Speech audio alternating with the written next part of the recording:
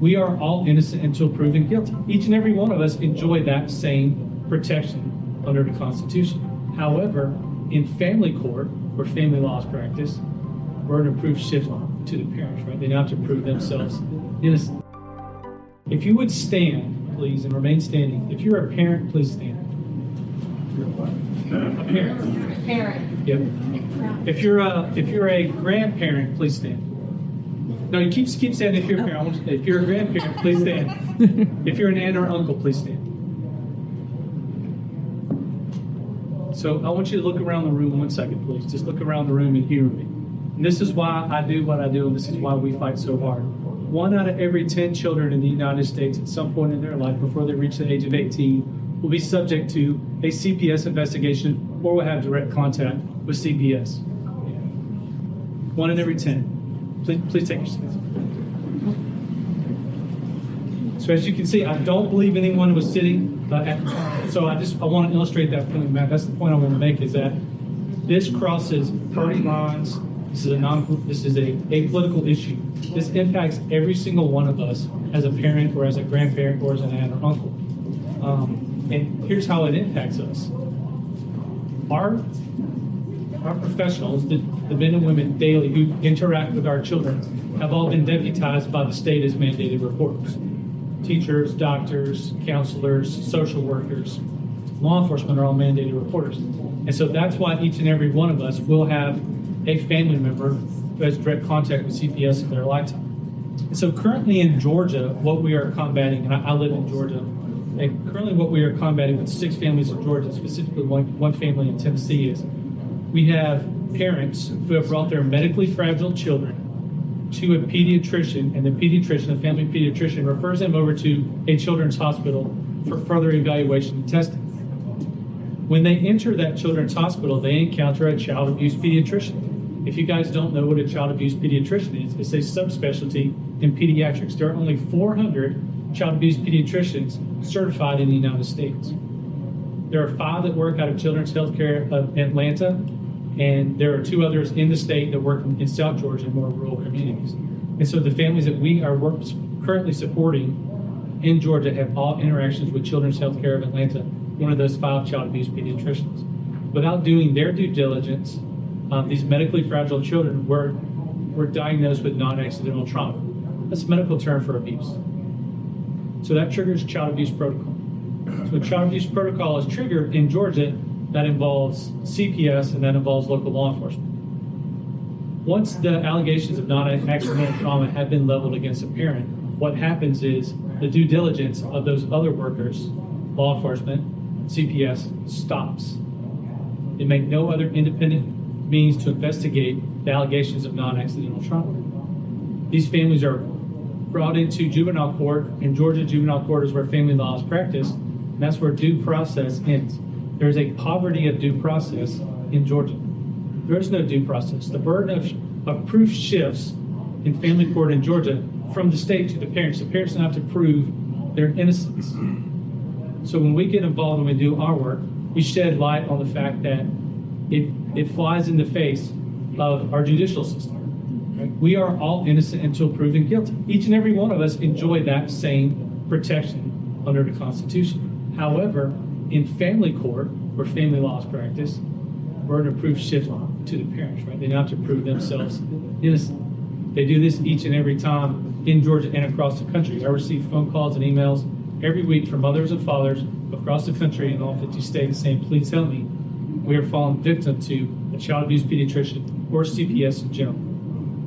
This is prevalent in the Southeast, and the reason why it's prevalent in the Southeast is that we're about 15 to 20 years behind criminal justice reform. Most of the states that we are sponsoring and most of the states that we have clients that we support are all in predominantly red states, Republican controlled states. No one wants to take on CPS. No one wants to take on, with the exception of my colleagues in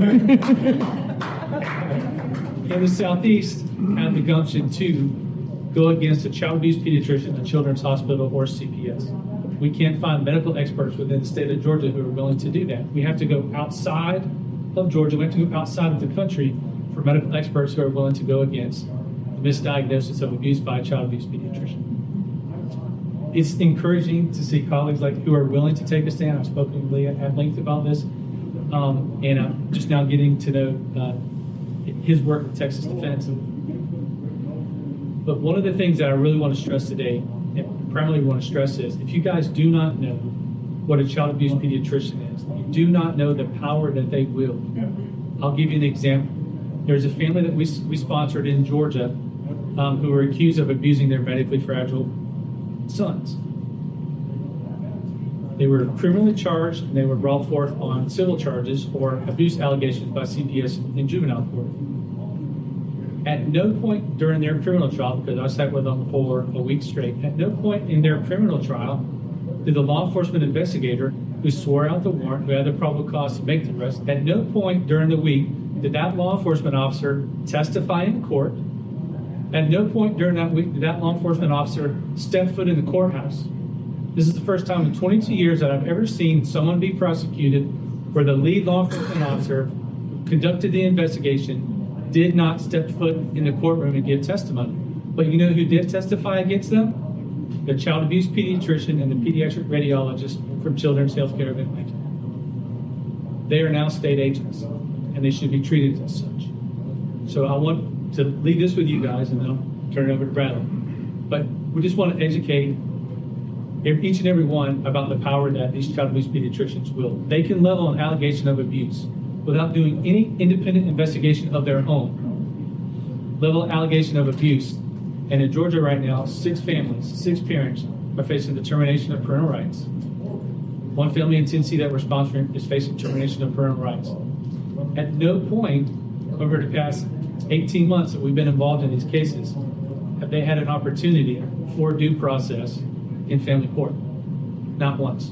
Hearsay is admissible in family. You have CPS workers getting on the stand, testifying as if they were medical experts, as if they were attorneys, as if they were licensed clinical social workers, as if they were counselors, and it's allowed. It is permissible. It is so easy. I cannot stress to you how easy it is to have parental rights terminated, to have a child stripped away from you based on the allegations of one doctor. These doctors cannot say within a medical degree of certainty that non-accidental trauma occurred, but they can say within a mathematical probability that they believe it is abuse. Think about that for 1 second. Not within a medical degree of certainty, within a mathematical probability, they believe that children were abused. Another stat, and I'm going to be quiet. 50% of all children born in the United States are born with asymptomatic rib fractures. 50%. The families that we're supporting in Georgia have all had their parental rights either stripped away or they're facing centuries in prison for a crime that never occurred because their children had unexplained rib fractures. No other medical diagnosis, no other indications of abuse other than unexplained rib fractures. Now, there are underlying health conditions for the mother, intrauterine growth restriction, OI, EDS, Ehlers-Danlos syndrome, connective tissue disorders, vitamin D deficiency, and things of that nature. But what the catalyst was and what got this started was the unexplained rib fractures. So please think about that when you're legislating. Please think about that when you're out talking to people. Please think about second opinion bills, because the second opinion law and second opinion bill would have prevented 99% of the cases that we're supporting right now.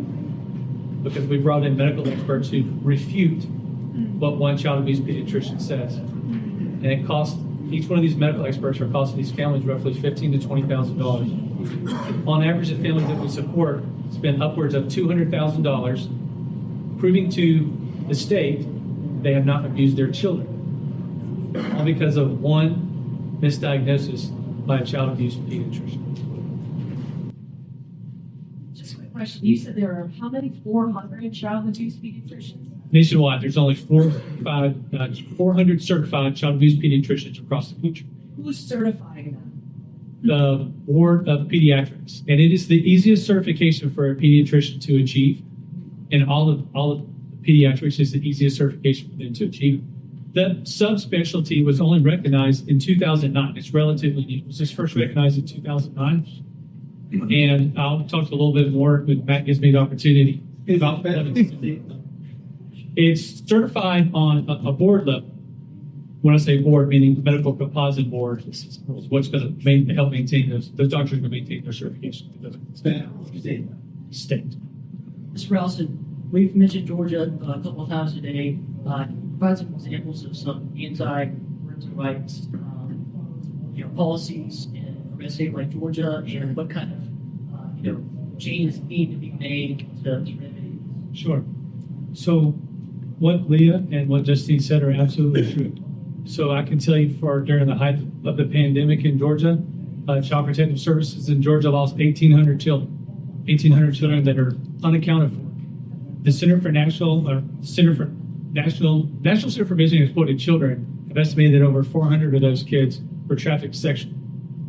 Georgia takes in about $150 million a year annually in those federal funds to support the children in foster care. Most of that money is set aside for parents going through the adoptive process, foster parents, and then the medical care and treatment of those children.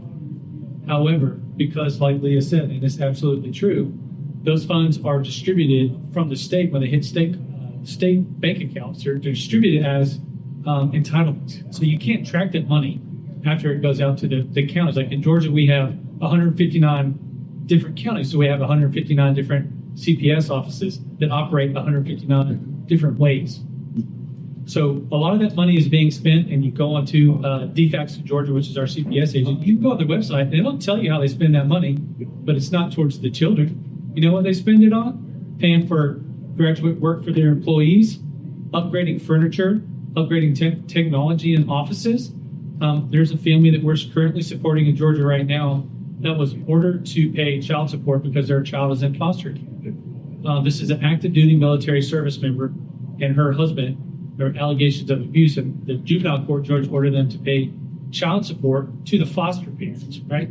So since March, this active duty military service member and her husband have paid $9,000 to the foster parent that's maintaining custody and control over their child. Do you know how many of those dollars went to the custody and care of their child? Zero. Not $1 made it to their child. When the mother phoned DHS in Atlanta and said, could you please provide receipts for my court-ordered child support, I want to know where my money's going. DHS in Atlanta responded, we have no order we have nothing on file that shows that you are ordered to pay child support. So this mother has paid over $9,000 directly to a CPS office in South Georgia, and not one single dollar has gone to the care and support of her child. No one can account for that money. $150 million, federal dollars, goes into Georgia each and every year for the care of those children. We have approximately 10,000 children in foster care in Georgia. $150 million goes to those children. We cannot account for where those dollars go. Foster parents have, man, you and your husband, where you guys foster parents? South Dakota. South Dakota. Okay, I want to speak to you privately after this, and I want to get you in contact with the website so you can take a look at where that money actually goes in South Dakota. And to answer your question, Matt, we're currently supporting a family, a mother and a father in North Georgia. Her name is Brittany Patterson. It's been in national news. She's on People magazine. Her and her husband, they live on 20 acres in North Georgia, small community. There's less than 400 people in this town. The mother, Brittany, allowed her 11-year-old son, or it would have been 11 in like 10 days, to walk to a store in town, approximately 3/4 of a mile from their home. Brittany was arrested, charged with reckless conduct for allowing her son to do that. DFACS, CPS, came out to her house and wanted her and her husband to sign a safety plan because they felt it was in the best interest of the child to have the state co-parent their son. Brittany refused to sign the safety plan. Safety plan would have required her to designate an adult who lives on the property with her and her husband, because their grandparents and uncles live there, to designate a guardian who watches over the child when Brittany leaves the house. At the time, Brittany had taken her older son, to a medical appointment in town. Brittany refused to do that. The state also was going to mandate too, that Brittany put a tracking app on her son to track his whereabouts at all times. Brittany refused to sign that safety plan for those reasons. So CPS is being weaponized, working in conjunction with law enforcement to do this to families. Brittany is facing a $1,000 fine and a year incarceration for allowing her 11-year-old son to walk 3/4 of a mile down the road from their house to go into the store and get some snacks or whatever he wanted to get back home. DFACS goes into the home, they inspect the home. The home is immaculate. It's 20 acres. There's multiple homes. There's multiple adults. There's multiple families living on the property. There's food in the cabinets. There's a roof over the head. The children have bed. They're receiving medical care. They're receiving medical attention. But because Brittany decided to parent her child the way she saw fit, is now under criminal indictment for reckless conduct. Question, I'm just trying to figure out both ones. Sure. Child Protective Services. Sure. So these people just evil, or are they just? So the short answer is they are evil and they are vile and they do this out of retribution. And I can say that because I've experienced it firsthand. I've watched it firsthand with some of these families in family court. They are incentivized. Child Protective Services is incentivized to keep kids in state's care. I'll give you an example about these federal dollars, foster parents. In 2020 or 2021, there was approximately $5 billion allocated on the federal level for these programs, right? To child welfare programs. And specifically, a lot of those funds, upwards of 60% of those funds were allocated to keep children in foster care and to maintain them while they're in foster care, make sure they're healthy, go to the doctor and things of that nature. Do you want to know how many dollars of those $5 billion were set aside for reunification? Any guesses? 0. 4 million out of 5 billion were set aside for reunification. So it is big business for the state to keep children in foster care. It is absolutely big business. How And these people keep their job? this is how they keep their jobs. And I'm going to tell you how it's weaponized. Once a child is seized from their parents and put in state's custody, the parents and the children are run through a litany of tests, a battery of medical and physical and emotional tests. Foster parents, you're probably going to experience this. You're probably going to see this with these kids. Because here's how they receive more federal funding. A child who had never been diagnosed with any sort of developmental disabilities, with any sort of medical conditions, with any sort of emotional conditions, is suddenly put on psychotropic medications. These parents are required to take parenting classes. They're required to go to marriage counseling. They're required to get psychological evaluations. They're required to take drug tests where they fail, because guess who controls those drug tests? CPS. The state does, not a third party, CPS does. So it incentivizes CPS to keep these children in state's care, and what incentivizes them are those federal funds.